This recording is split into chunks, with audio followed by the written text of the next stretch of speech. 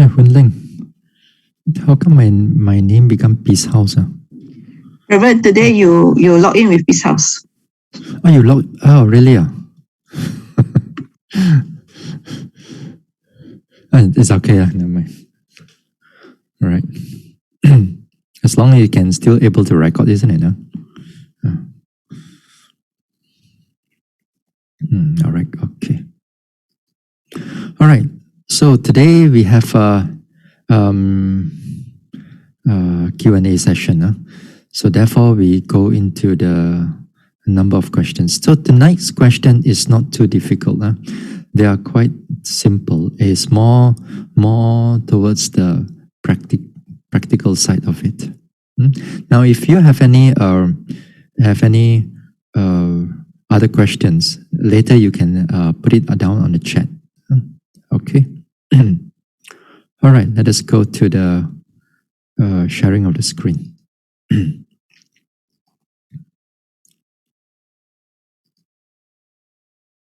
Okay.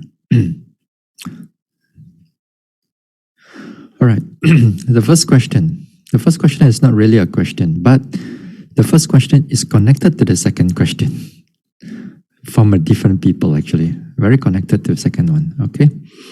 Now here, I will comment too. Now the question is this. The comment is this. As suggested by Bhante, I've blocked my time from 6 a.m. to 11 a.m. After taking breakfast. I have 2 sessions of walking and 2 sessions of sitting. Today is my 3rd day, and I find that the continuity of the mindfulness really makes my noting clear and the mind very bright. Unlike earlier, where a sitting after wake up and a sitting before bed, my mind either not clear, sleepy, or feels tired. Just would like to thank Bhante for the good advice, and I will continue on the practice. Sadhu Bhante. Okay. Sorry. Now here, as I said, continuity of the practice, whether when you do it at home too, when there's some degree of continuity, it's always better than you have have a different sessions throughout different time of the day. So here, the continuity is always better.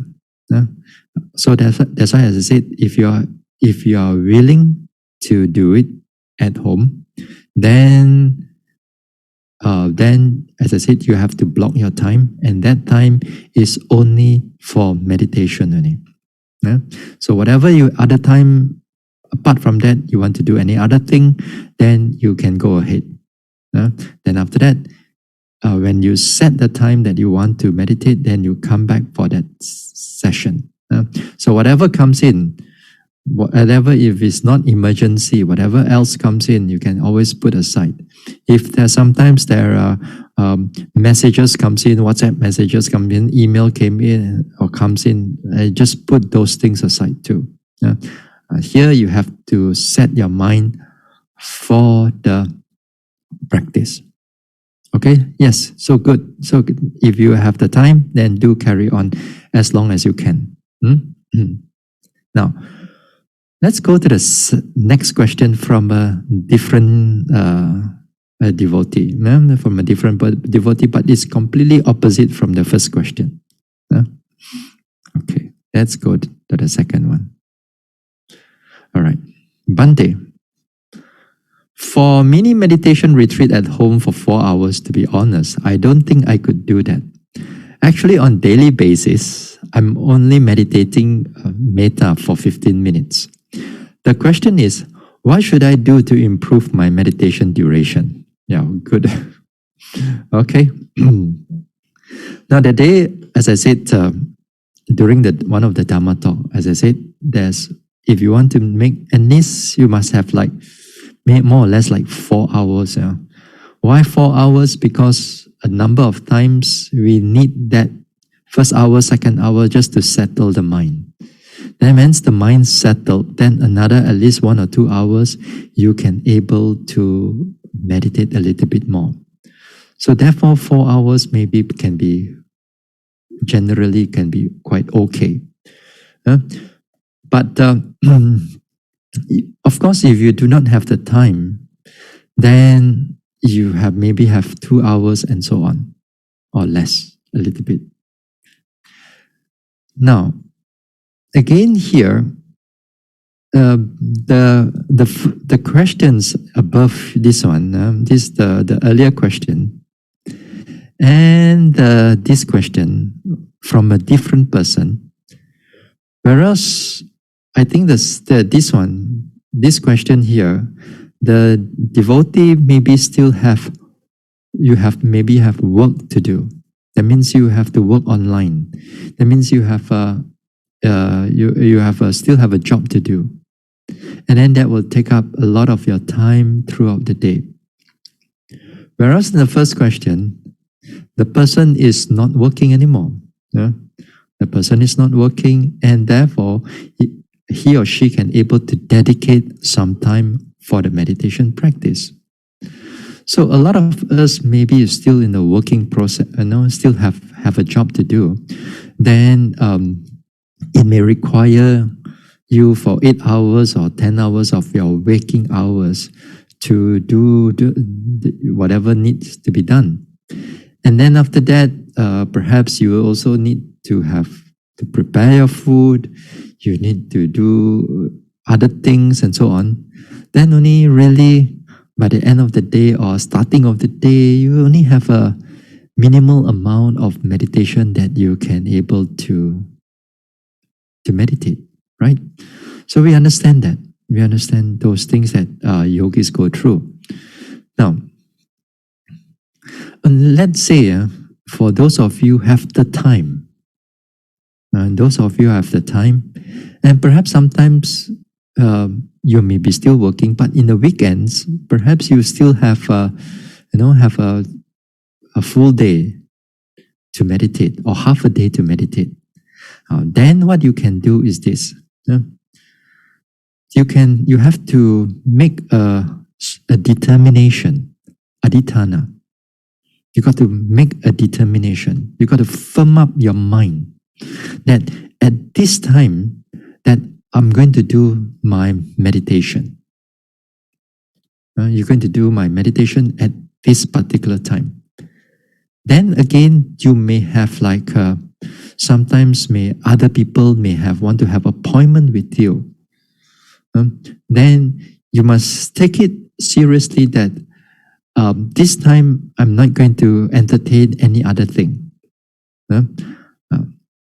I'm not going to entertain any other thing. Perhaps you may have a function out there, and perhaps you need to meet somebody, and then the meeting has to be prolonged a little bit more. But then sometimes because of you are doing your own meditation, then a lot of times we just, okay, never mind, it's okay. Yeah, I can prolong the meeting a little bit, it's all right, But then that is where we fail in our meditation. We're going to fail in our meditation. So even when we are out there, when you're out there, then when the time for meditation, so you have to set the time, you finish whatever you need to do, you got to set this time for the meditation. You got to be firm. So you got to have that determination. Then that determination also, at the same thing, sometimes for some people, we are so attached to our mobile phones, to our computer, and so on, Actually, more towards information and entertainment. And a lot of times, what we read is all a lot of nonsense, honestly speaking. A lot of nonsense. So all you need to do is just firm up your mind, make a adhitthana, make a determination, and then put all your mobile phones, everything aside, and then that time you meditate. You find a good place for yourself that is not being disturbed by your family members or other people, and then therefore you try to meditate there. Now, if you cannot able to do so much per day or during the days that you are working, then what you can do is that perhaps maybe you set a less time for it. Maybe if you just have an hour or even half an hour, then that particular time, then do it also. We are not talking a retreat here. We are talking about daily mindfulness. But when it comes to a more of a household retreat or a mini retreat, then we need to step up the game a little bit. We need to have more time.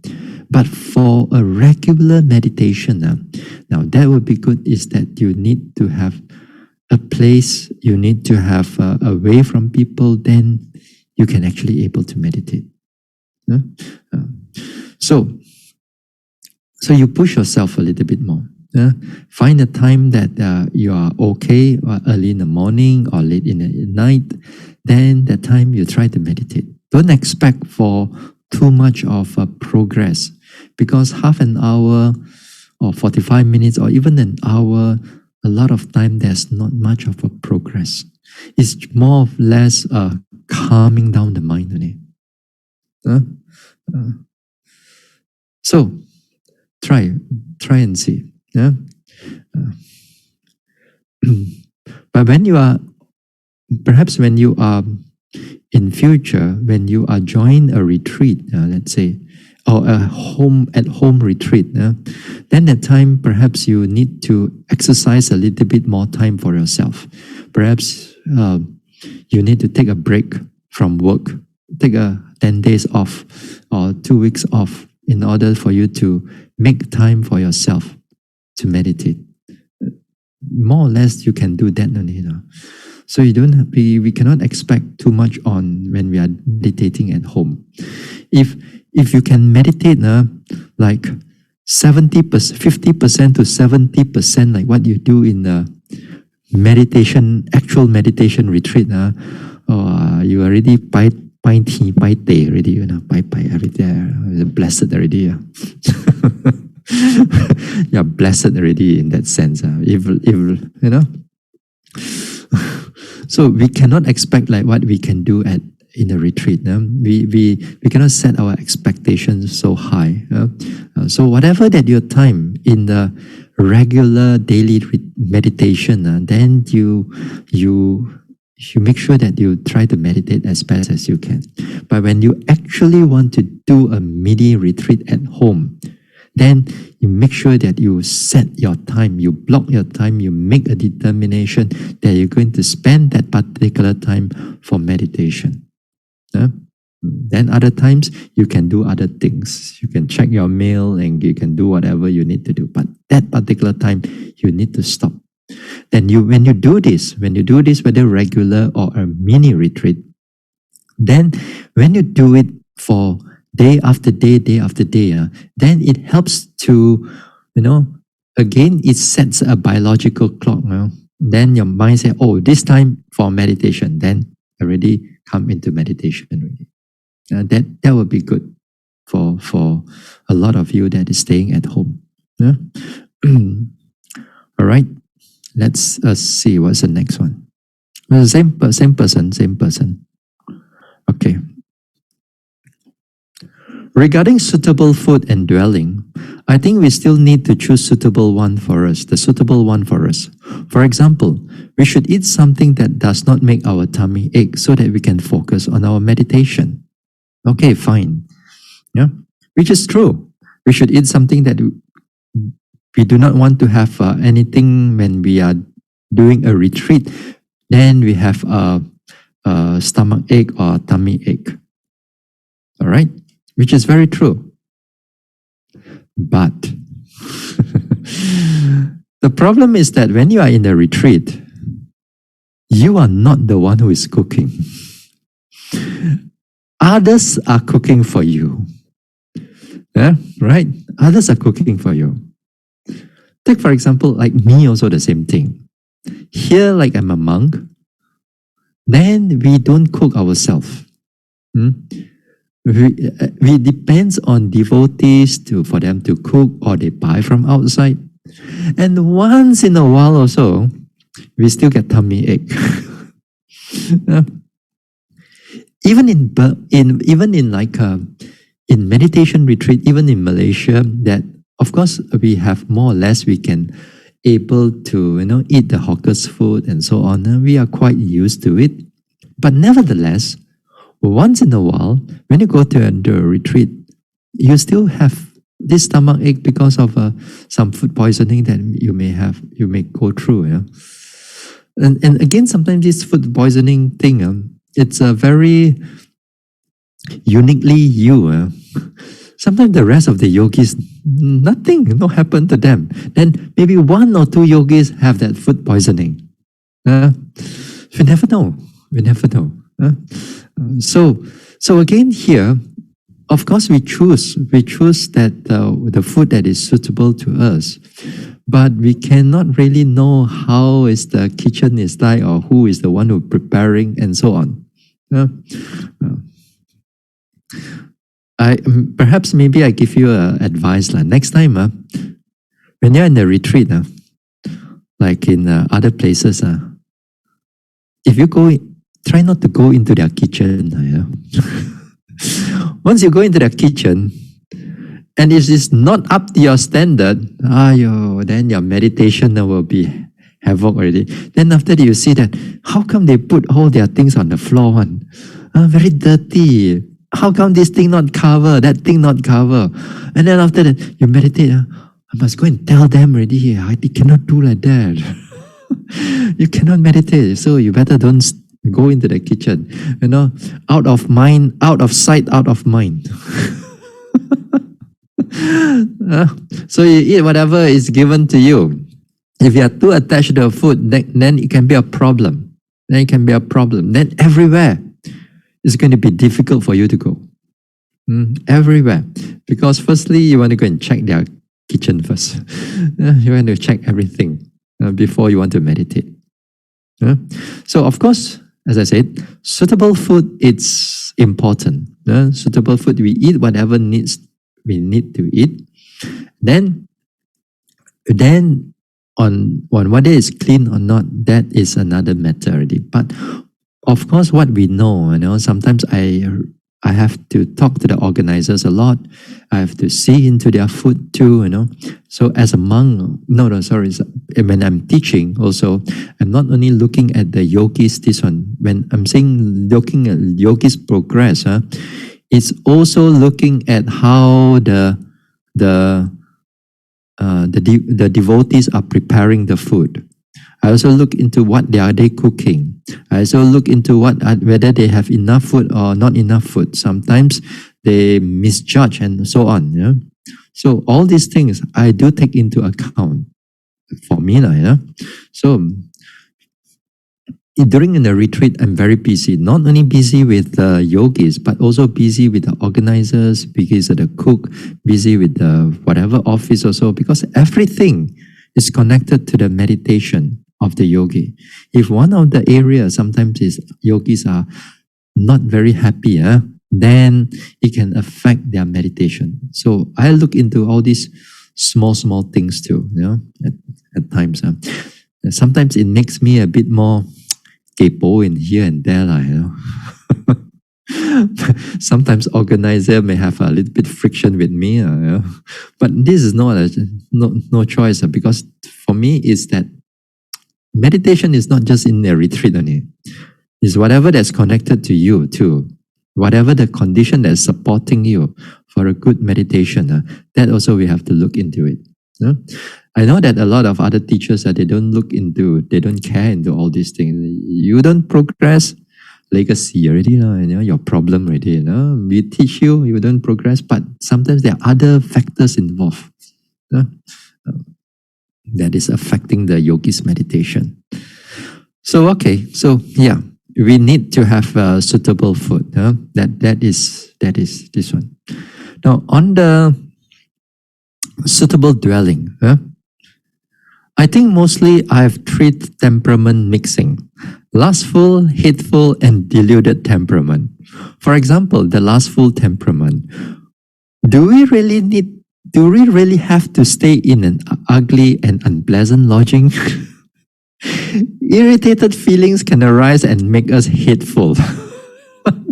Makes you very moody, actually. Make me very emotional. Okay. Let us look into it. Now, here when we talk about our unwholesome inclination or our unwholesome temperaments, our idiosyncrasy, usually one of it is more stronger than the other two. Now, one of it can be more strong. Usually, it's more stronger than the other two. Doesn't mean that, let's say you have a greed temperament or lustful temperament, doesn't mean you don't have hate or deluded temperament. You still have them, and quite strongly too, But your greed may be a little bit more than the other two. It's still very strong, those things. So all of us have all these temperaments. All of us, whether the wholesome one and the unwholesome one. This is the unwholesome one. The wholesome one, we talk about that on Wednesday. And then here it all mixed all together up, but usually one or two becomes more prominent, on a certain situation. Now, for example, for the lustful temperament, do we really need to stay in an ugly and unpleasant lodging? Okay. Now, first of all, let us take a look into what usually when you go through a retreat here. Mostly in the Mahasi meditation retreat, where there's an organized retreat.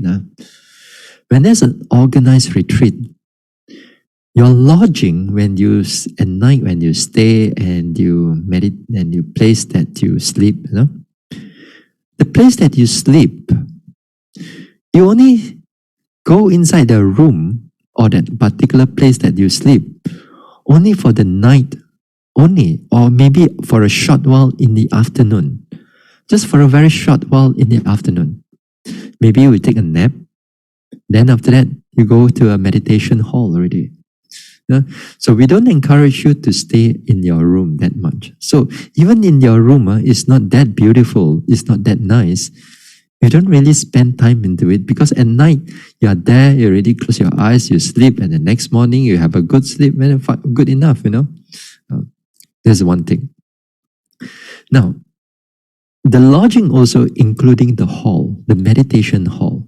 Now, in the meditation hall also that it's good that generally when a hall to be, to prepare a hall for a meditation, the hall itself also must be very, not to say totally got cobwebs and everything.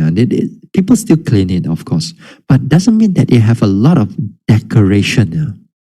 You have a lot of beautiful pictures, you have a lot of beautiful photos that's hanging around, or sculpture that is putting there.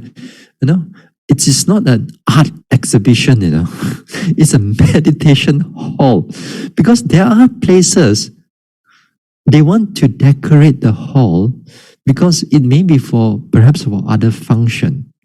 And that type of hall, when a yogi meditates in that type of hall, when there's a lot of beautiful things, that is where when they start to meditating, they are not inspecting their lifting, pushing, dropping. And what else do they think they inspect? They can inspect all the little sculpture, little carvings, the painting. If they stay there for 2 weeks, the whole painting is lodged in their mind perfectly clear. They know every nook and corner, whatever is there. Yeah. Because during the retreat, you got nothing else to do. Your phone, you avoid the phone and you put everything aside. But if you forget about your senses, your eyes or your ears, then you'll start looking at everything. That is where the greed will start come in. Because it sees anything that is beautiful, anything that is nice, the mind naturally goes to it. So the hall also, the meditation hall also has to be kind of like nothing for people to say, oh, this is a beautiful hall, This is just a very simple hall, nothing much, just a few windows and a bit of curtain, and that's about it. Yeah. Nothing, it's not like a hall. There's a place where devotees like to come and take photos, take things and all that. Those are, we don't want to have that type of hall for meditation.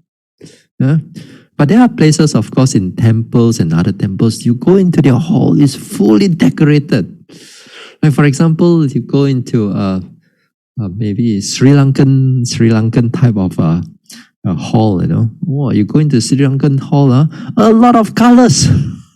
Blue color, the Buddha, now got Mongalana, got Sariputta, and full of colors. A lot of colors. That become very distraction and it's not good for long-term meditation. Yeah? So you need to have that hall is just simple, very simple. Yeah? So something like that. The lodging. And also not only the lodging, but places surrounding the lodging also. The garden that is surrounding the lodging too.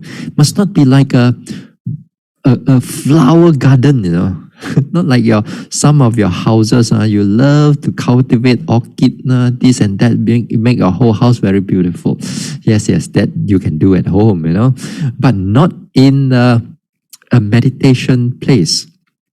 A meditation place, again, the garden has to be just nothing to shout about, but not to say untidy, but there's nothing much for you to see. And that is something that what we want. Not to say we have a long grass and everything. The grass is cut and the grass is fine. But it is all like, not to say it's perfect cutting. So it's perfectly all right. Because when there's everything that is perfect, everything that is very nice, then people will love to come, will love to enjoy the garden instead of meditation inside there. Oh, they say, oh, Bhante, I want to go to the garden because the garden is so lovely, so nice to meditate. They are not meditating, they are just enjoying the garden. You cannot lie. Not to say you're lying, but actually you do not know. Actually, you're behind your mind also.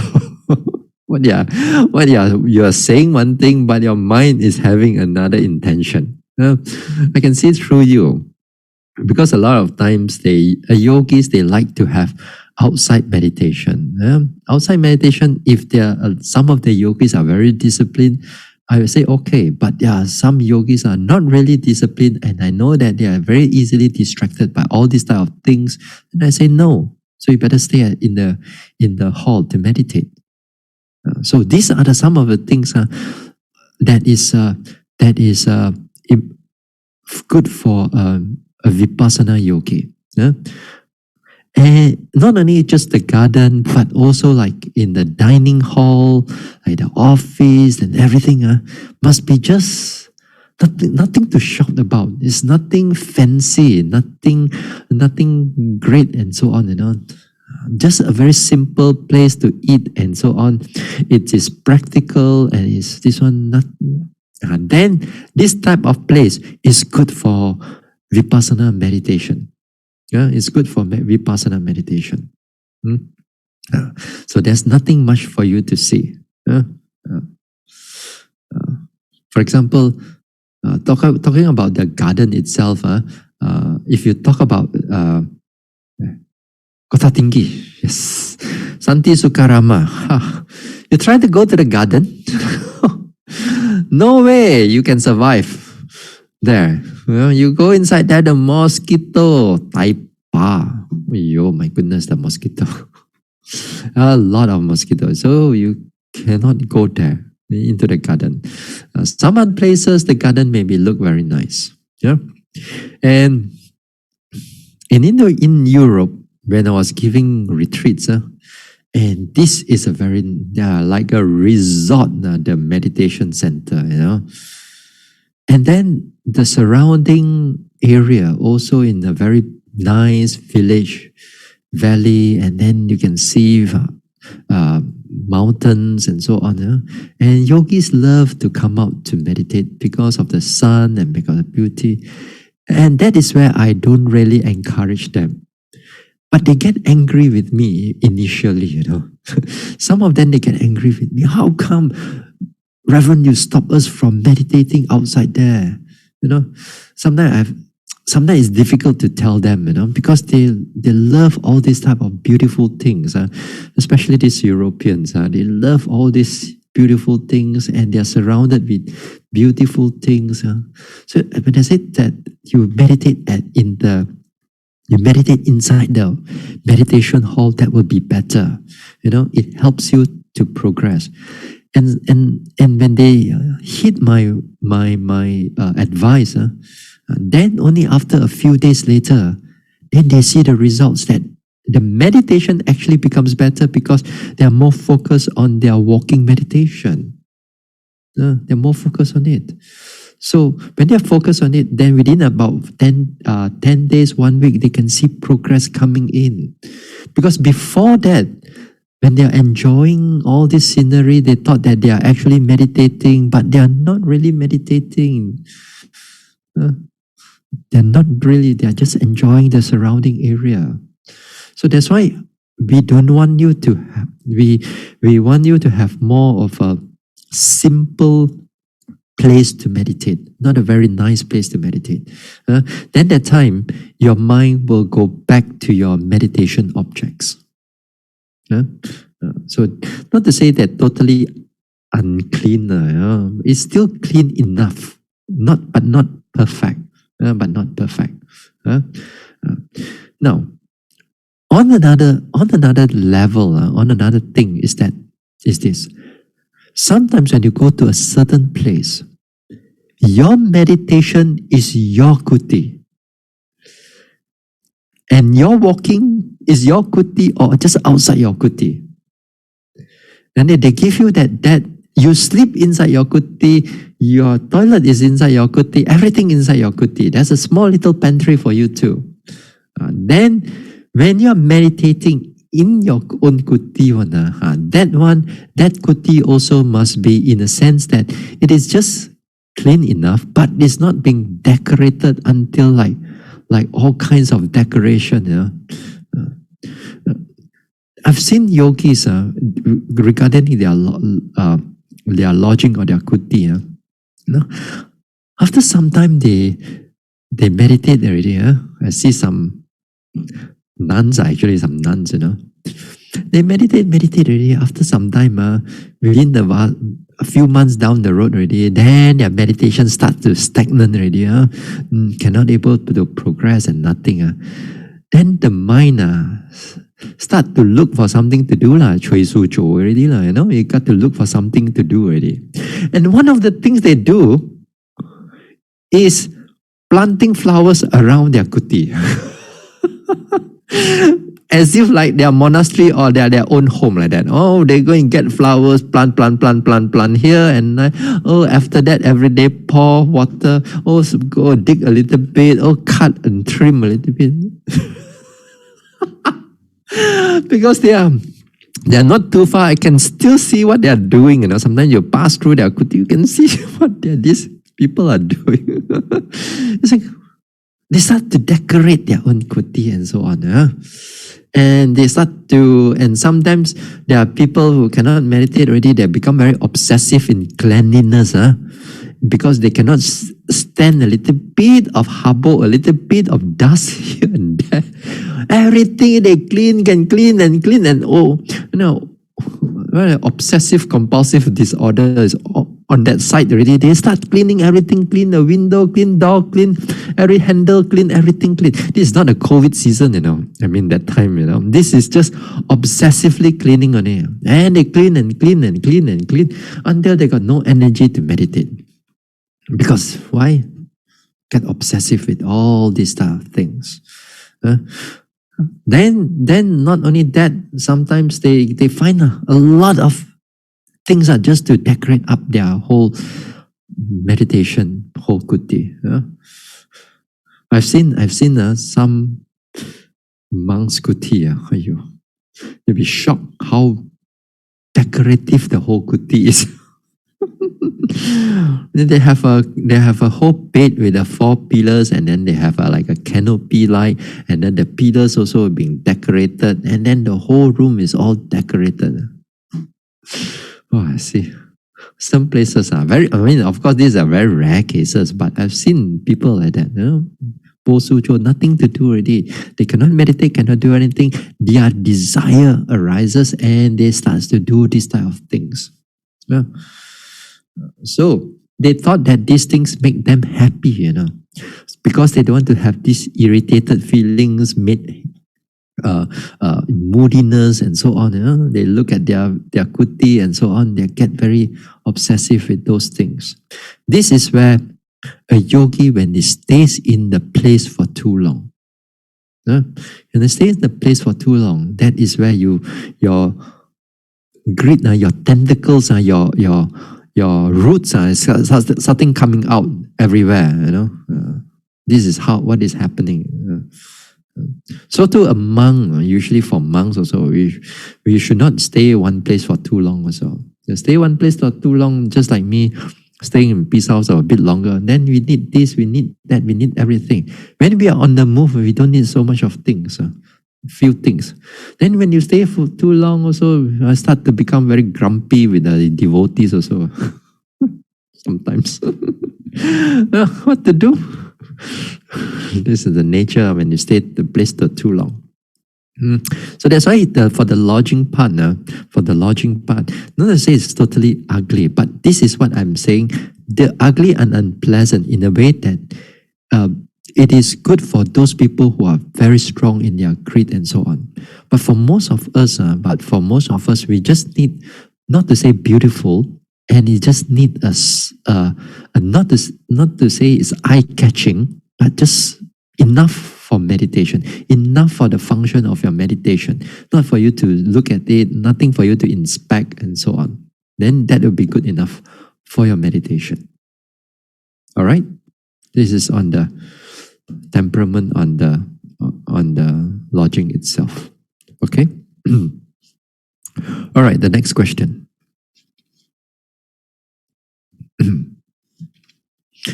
Bhante, during my sitting meditations, sometimes I felt that my whole body became bigger and bigger for quite a long time.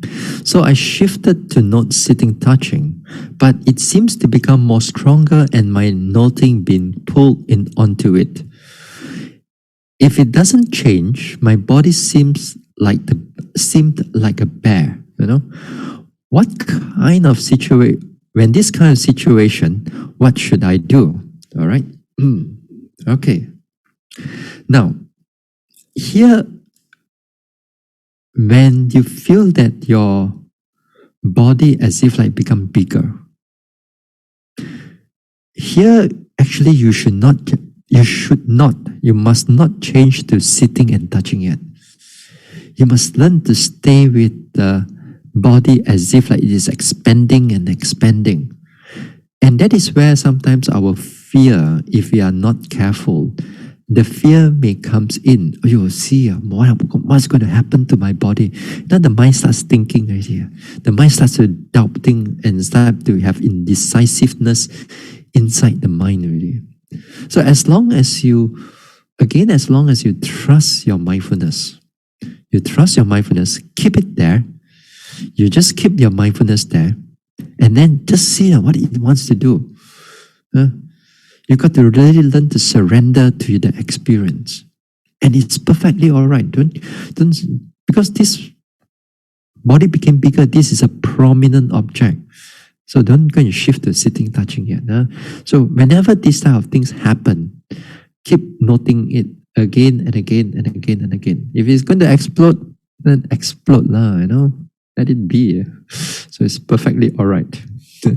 Now, many of you, perhaps when you are doing Vipassana especially, these type of experiences, they come in many ways. Not only just one way of like your body is getting expanded, but sometimes also it comes in as like it being shrunk, is being twisted, is being pulled, is being pressed, is being, it makes things very unpleasant at times. It makes things very unpleasant.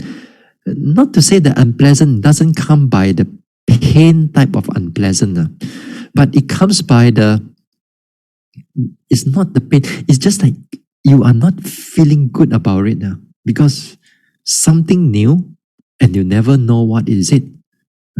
But as long as it's prominent and as long as it doesn't make up by the mind one, it's real, it's really real that you can really feel it one, then those are your vipassana objects.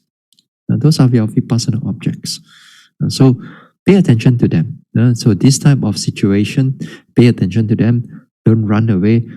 And if the fear arises, pay attention to the fear, aware of the fear. And then after that, when the fear over, go back to the expansion of that body.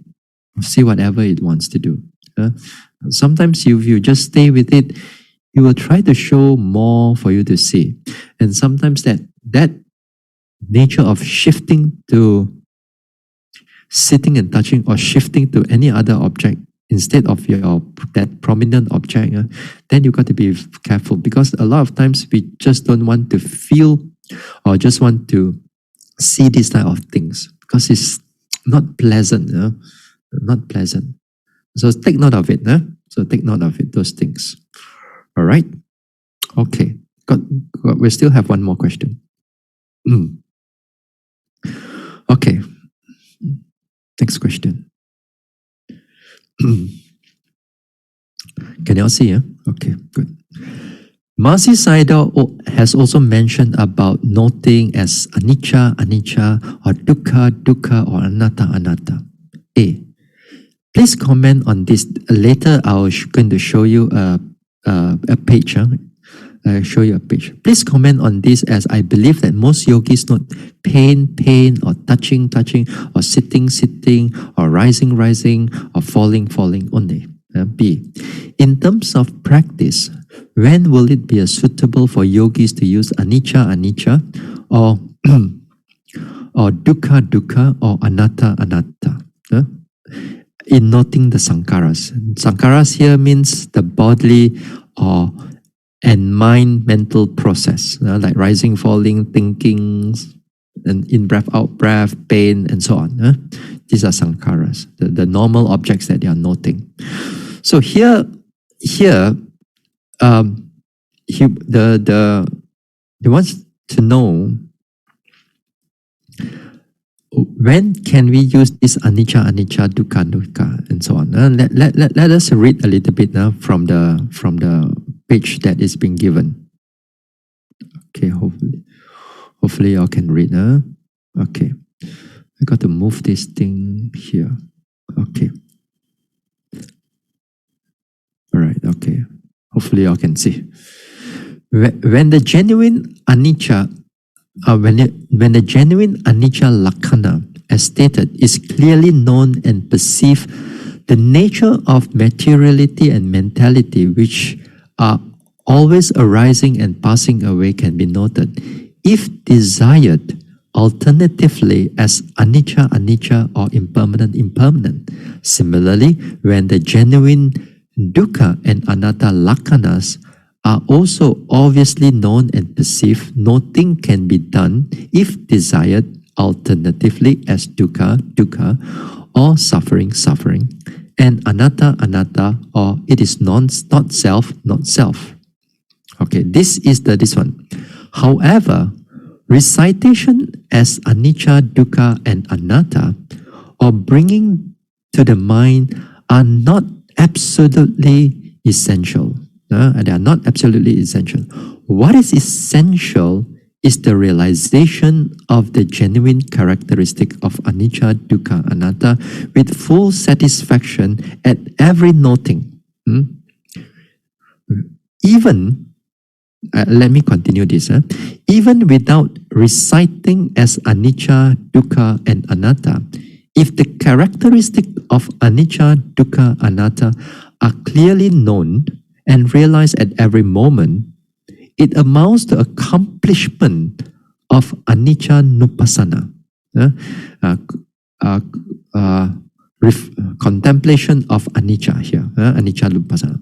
Furthermore, if reciting of anicca dukkha anatta is done with special care and effort, it is likely that knowing by mere perception will occur even when the characteristic of anicca, dukkha, and anatta are not conspicuous. This awareness by perception, this awareness by perception is likely to be erroneously conceived as awareness through insight knowledge. Hence, in chapter 5, dealing with the method of contemplation and noting only those technique and contemplation and observation. Okay, all right. Okay, now the question is, the question he wants to know, let me go back a little bit. You see, most of the time, yogis don't pain, touching, sitting. That is usually what we do. This is how we label them. But so the thing is that when do we label them as anicca, dukkha, or anatta? When we are noting the mental and bodily process. Okay? So now, let me go back to this one again. Okay. Now, the Mahasi Sayadaw mentioned that it is, however, the recitation here, somewhere here, however, the recitation as anicca, dukkha, and anatta, or bringing the mind, is not absolutely essential. What is essential is the realization of the genuine characteristics of anicca, dukkha, anatta with full satisfaction at every moment of noting. Okay. Firstly, let us define, let us look into what it means by an anicca and what it means by the characteristic of that anicca. Okay. Now here when it says anicca, here is where you are labeling. That's called when we are labeling it. For those who are new in Vipassana meditation, normally when we note something, we label it as well as observe what is going on. When the rising, we label it as rising. Mentally, we say it out. Other words, we say it out mentally, then this is rising. Then if falling, there's falling. When there's a pain arises, we note pain, pulling. Mentally we say it. At the same time, we see how the changes or the pulling of the pain takes place. This is normally what we do. Now, when the characteristic of anicca, dukkha, and anatta here, what it means is that this is the actual process of the mentality or materiality or the mind or the body. Then when they are changing in a very fast manner, then you are actually looking into the characteristic of anicca. And we are looking into the characteristic of anicca. Now, why don't we give the instruction when you are seeing a lot of this changing is happening? Why don't the teachers tell you that, hey, you label those things as anicca? Why don't we say that, oh, you are going through a lot of arising, passing away, and a lot of suffering that comes together with? Why don't we say that you are noting dukkha, or dukkha? Or when you see things as very conditional, changing on its own, why don't we tell you anatta? Why don't we do that? Now, you see, firstly, when your object is changing very fast, that time we don't even have time to label anything.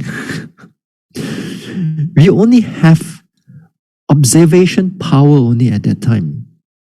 Your things are changing very fast.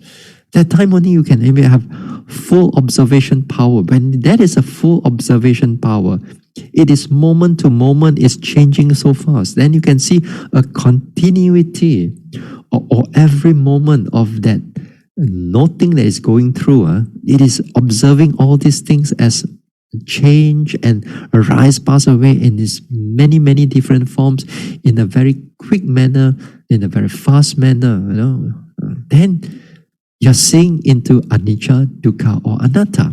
One of the aspects is coming out. So that's why one of the things is that because of the things are going very fast, then you got not even time to label them. You don't even have time to label them. Now, secondly, it can also, secondly is that, let's say the teachers were to tell you, okay, when things happen, you label it as anicca, or you label it as dukkha, and you label it as anatta. Then it can arouse a lot of misunderstanding in the vipassana meditation practice. A lot of misunderstanding. How does the misunderstanding will come in? This one will happen especially if you are a beginner meditator. When a beginner meditator, you do not know what is actual anicca yet. Although you may have think a lot of anicca here and there, but when it actually happen, you do not know what is it yet. So during that time, when a little bit of change only, sometimes when a misunderstanding comes in, a little bit of rise for, the rising change to another pattern, let's say. Then after that, it follows that pattern. Then they say, yeah, I see anicca already. This is anicca. So I must label anicca. But this is not anicca yet. This is just a simple change only. But because of confusion, you confuse about the teaching, about the technique, then you're going to apply it in your own meditation. Then you thought that you are seeing anicca already, but actually you are not seeing anicca yet. It's not yet. So even we talk about anatta, we talk about dukkha, it is not yet. You thought that, just because I sit, and then batok become very painful, Bhante. I know, dukkha. Yes, this is one small little aspect of dukkha, but this is not the real dukkha yet. Although it's painful, but it's not the deep dukkha yet. The deeper aspect of the dukkha comes with anicca. When it arises and passes away, then another aspect of dukkha comes in. That one is more deeper aspect of the dukkha. What you feel the pain in the buttock one, that one is more of a surface type of dukkha. Not to say it's not dukkha, but it's more surface type of dukkha. So we don't want you to get confused. So although it can be done, but we don't want you to get confused. So therefore, usually when we say that, when you note your object, when you note your object or when you label the object, you label it as what is happening to the object. That object is rising, then you note it as rising. If it's falling, you note it as falling. If it's in breath, you note it as in breath. If it's out breath, you note it as out breath. You note it as if it's pulling, then you note it as pulling. You use the conventional language to indicate, to bring the noting of the mind, to bring the attention onto the object. We use that labeling, that conventional naming of it, put it onto the object that is happening at that time. So we avoid all this dukkha, anicca, and so on and so forth. Now, also, when you you think about it now, when you think about anicca, a lot of times yogis get into misunderstanding about the insight. Like for example, then here, the awareness by perception is likely to be erroneously conceived as awareness through insight knowledge. Yeah? You see my cursor here. Huh? The awareness by perception is likely to be erroneously conceived as awareness through insight knowledge. Now here what it means again is that when a yogi, if let's say he misconceived that this is anicca or dukkha or anatta, but if when he misconceived them, but he on his own he thought that, hey, I think I have insight already. I think I have insight. I think my progress is deepening, and my progress is wonderful, is deepening. And then here you thought that you have already got insight knowledge. That means you're overestimating your progress because of that labeling that you do, the type of labeling that you do. Then you get mixed up about your insight development. You overestimate your meditation progress. So that's why we do not do it. We do not want to get yogis into what is going on. Then again, sometimes there are yogis also that I've met also, that when they come to meditation, then because of their hearing anicca, dukkha and anatta all the time, then after that when they come into meditation, rising, falling, anicca, they just on the top there, they say anicca, anatta, this is anatta, but they are not seeing anatta, they are not seeing anicca yet. They just mentally say only anicca, but they are not there yet. It's a number of yogis are like that, because they want to have a quick progress, but this is not the real anicca, dukkha and anatta. So most of the time, we don't use anicca, dukkha, anatta.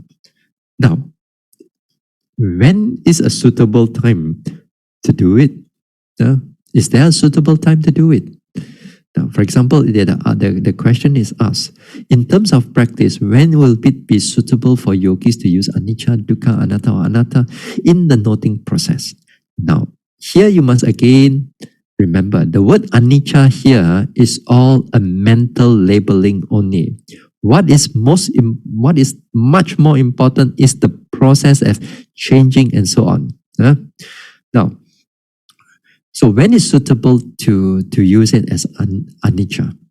Now, if your meditation practice has gone into a very deep aspect of it, and then when you're arising and passing away, moment to moment that is happening, a very quick manner,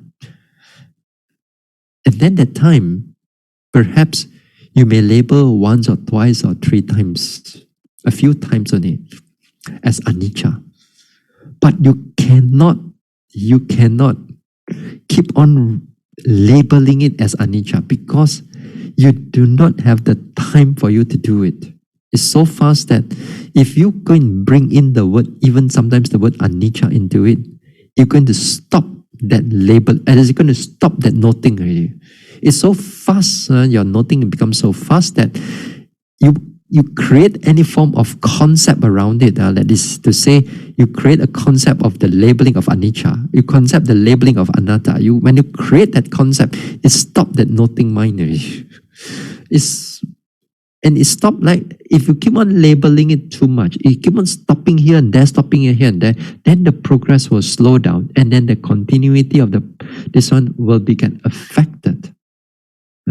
So if you want to do it, just a few times on it, and that is enough, and then we let it go and just observe what is really going on during that time. So if you are not in that level yet, please do the labeling first. Not as anicca, dukkha, anatta, but heart pain, pulling, tasting, those conventional terms that we use. When things get better and better, faster, change more, then that time you will know for yourself that you don't even have time to label it. But nevertheless, when you come out from that sitting meditation, let's say, you come out from the sitting meditation, and then when you think back about the experience that you are going through, Sometimes you may able to sort of like your concept and that experience, you may able to sort of like link together. Oh, the process that I observed earlier on was anicca. But nevertheless, you keep an open mind, because this is not the only anicca that is going to see, because anicca is going to come in the very different ways, uncountable ways of how it's going to show the anicca to you. So make sure that you don't think that you see one anicca, you see all anicca. But for most of us, we cannot do that unless you are spiritually genius like the Buddha. They see those time in the Buddha, they see a little bit of anicca already, they get enlightened already. They see a bit of dukkha, they enlightened. They see a bit of anatta, enlightened already. You see again and again and again and again and again and again, and then it's still there. It's still. So don't expect that you only see one time, the anicca. Sometimes there are yogis. Once in a while, I met this type of yogis that when they notice this anicca, which is real anicca, wow, then they want to contemplate, they want to think about the anicca. Now I say that, hey, don't think about this anicca, just keep on going, just keep on meditating. But then they said it back to me, they said, if you don't think of it as anicca, how do you know that this is anicca? Now, as I said, some talks ago, I mentioned this before, is that sometimes some yogis need that conceptual confirmation, that conceptual, they have to have that attached to their own idea, own concept, in order for them to feel satisfied. But they don't realize that they're just attached to it. So as a meditator, my job is to make sure that you don't get attached to those type of concepts too much, because the yogi can actually able to progress. So if it is not being instructed, then he always want to go back to think that, oh, I'm seeing anicca. He just want to go back to that particular experience. He thought that by looking at that particular experience, he sees everything already. But there are so much more things is still waiting for the yogi if he's just let go of that thinking and keep on noting. So it is a very fine line over here. So we don't want to get too attached to this concept itself. What is the most important thing is that you are noting it at that particular time, at that particular moment. That is the most, and that is the third type of wisdom, the wisdom that arises through observation or through mental development, not the wisdom that arises through perception or thinking or reflection and so on. This is what we meant here. So this is the thing. So go back to the question. Let me summarize. Going back to the question here is that on the B is that we only use it very little time only. Most of it is that when things are going well, you just keep observing what is going on. Then the insight is actually going through. So in the A, usually when the things are not going very fast, when you're not going very fast, you still need to use the labeling. When we use the labeling, we use it the conventional labeling. We don't use anicca, dukkha, anatta. And also we don't use too much of abhidhamma concept also, that for example, you note the rising and falling. Don't go and note it. Oh, wind element. Oh, heart. Oh, earth element. No, you don't do that also. We use conventional everyday language in order to observe them, to what is going on. Sometimes there are some yogis who are very attached to abhidhamma. They translate the whole abhidhamma into their own vipassana meditation, and then they want to correlate the whole concept of abhidhamma and the the vipassana, and that is where, again, when the concept is too much, then it gets again a problem again for the yogi. It becomes a big hindrance for them. Yeah? So we just use conventional conventional words, conventional labeling, everyday words, everyday labeling. Yeah? So that's about it. On this Q&A, I no more questions already. Okay, let me see what else you have. Okay, last one question on this one on the chat. Those on Facebook, of course, you can't see. Bhante, I tried half a day retreat from 7 a.m. to 1 p.m. I did walking 1 hour followed by 2 hour 40 minutes of sitting. Okay. Then another 40 minutes of walking, then about 2 hours of sitting. My first sitting was very clear. The second sitting, not as clear, but I could still catch the thinking, etc. I did not follow the 1 hour sitting, etc., but just based on my mind clarity to continue with the sitting. Can Bhante comment whether it is advisable to continue with above things for a short retreat, or should we strictly follow the 1 hour walk, 1 hour sit? No. Okay.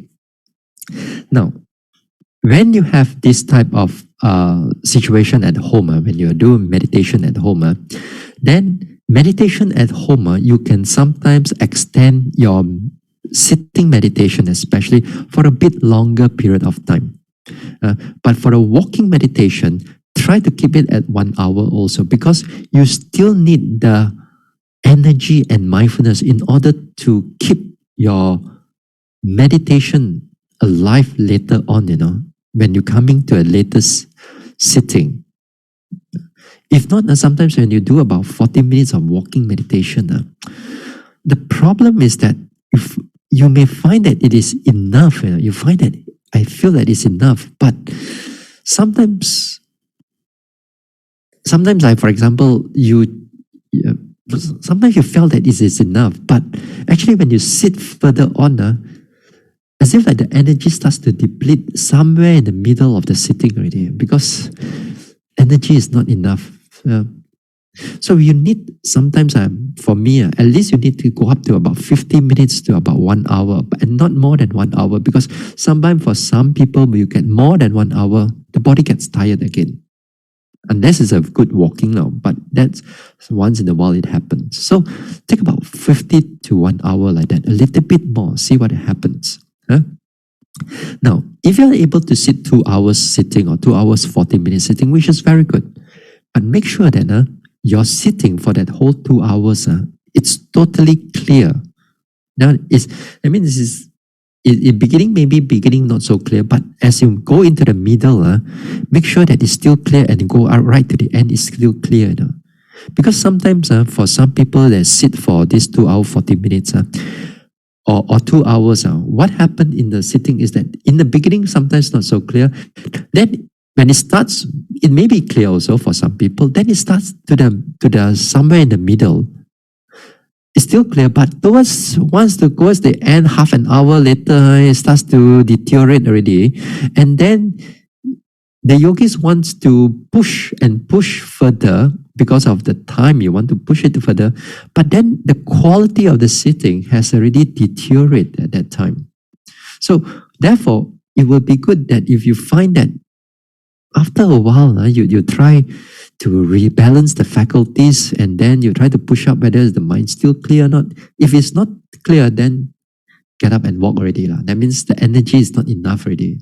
But if once in a while, if you adjust your faculties here a little bit, and then things get good, then continue a little bit more. Perfect.